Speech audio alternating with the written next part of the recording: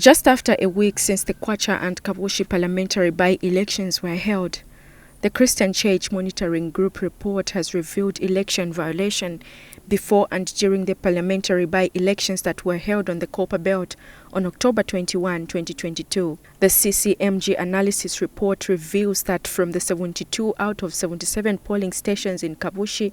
and 90 out of 91 polling stations in Kwacha constituency, the results were consistent with that of the Electoral Commission of Zambia, but that the elections was marred with violence and inducing, as some party officials were seen distributing money and food among others, and some unidentified persons were using insulting language.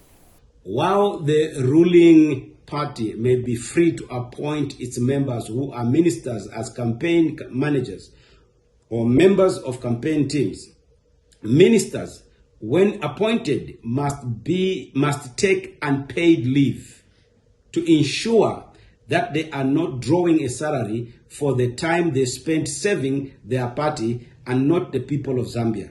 We call upon the Secretary to the Cabinet to make public any leave granted to the Minister of Sport, Youth and Arts to transparently demonstrate if the minister was indeed not paid for the period spent campaigning for UPND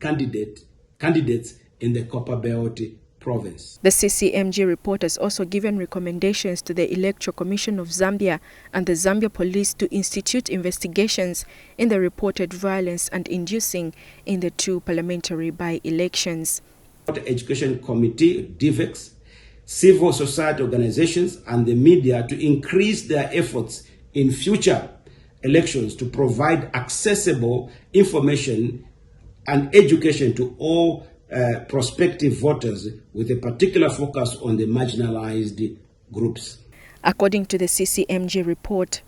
stakeholders have been urged to enhance election education to avoid voter apathy in future, as the Kabushi and Kwacha constituency by-elections analysis report indicate low voter turnout among women and the people living with disabilities. Joanne Musabila, Diamond News.